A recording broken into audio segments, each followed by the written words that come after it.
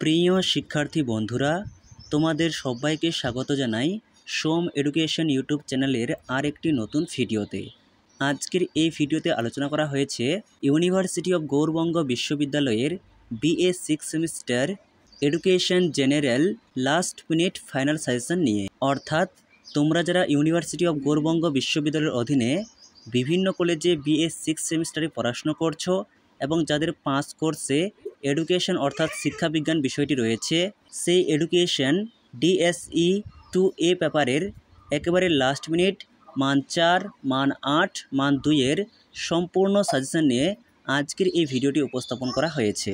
কাজেই ভিডিওটিকে স্কিপ না করে প্রথম থেকে কন্টিনিউ দেখতে থাকো এবং আজকের ভিডিওতে বলা প্রশ্নগুলি তুমি অতি অবশ্যই বই অথবা খাতায় নোটস করে নাও। এই প্রশ্নগুলি তুমি যদি এখন থেকে খুব ভালো করে রেডি করো তাহলে এখান থেকে পরীক্ষায় 100% নিশ্চিত কমন পেয়ে যাবে। তাহলে শুরু করা যাক আজকের ভিডিওর মূল আলোচ্য বিষয়, education general, paper code EDCG DSE 2A, paper name guidance in education. তোমাদের লিখিত পরীক্ষা মোট 32 নম্বরের হবে এবং পরীক্ষার সময় থাকবে 2 ঘন্টা।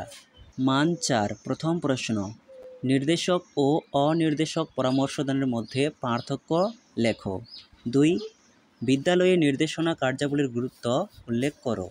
3, বৃত্তিমূলক নির্দেশনার ক্ষেত্রে প্রয়োজনীয় প্রাথমিক শিক্ষাগত তথ্যগুলি উল্লেখ করো। 4, ছাত্রছাত্রীদের অপসঙ্গতি নিবারণের ক্ষেত্রে শিক্ষকের ভূমিকা লেখো, অথবা ছাত্রছাত্রীদের মধ্যে অপসঙ্গতি দূরীকরণে শিক্ষকের ভূমিকা আলোচনা করো। 5 পর্বে নির্দেশনা ও পরামর্শদানের মধ্যে পার্থক্য লেখো।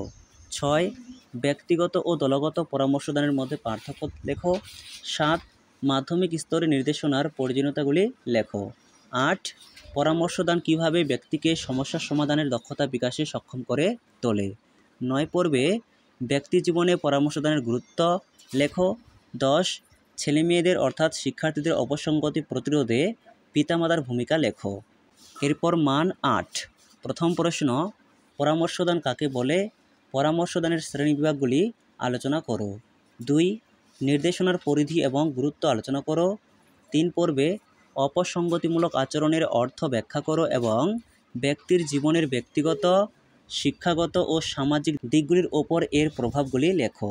4 পর্বে নির্দেশনা দানের বিভিন্ন বিভাগগুলি ব্যাখ্যা করো, ভাবে ব্যক্তির জীবনের বিভিন্ন চাহিদাগুলি পূরণ করে তা উল্লেখ করো। এরপর মান 2, 1, সমন্বয়ী পরামর্শদান কি? 2, শিক্ষাগত নির্দেশনার 2টি উদ্দেশ্য উল্লেখ করো। 3, অভিযোজন বলতে কি বোঝো? 4, বৃত্তিমূলক নির্দেশনা বলতে কি বোঝো? 5, একটি সুসংগতিপূর্ণ শিশুর 2টি প্রকৃতি উল্লেখ করো। 6, অপসঙ্গতির 2টি লক্ষণ উল্লেখ করো। 7 পর্বে পলায়ন প্রবণতার সংজ্ঞা দাও। 8, শিশুর অপসঙ্গতিমূলক আচরণের যে কোনো 2টি কারণ উল্লেখ করো। 9, দলগত নির্দেশনা 2টি সুবিধা উল্লেখ করো। 10 পর্বে প্রত্যক্ষ ও অপ্রত্যক্ষ পরামর্শদানের মধ্যে 2টি পার্থক্য লেখো।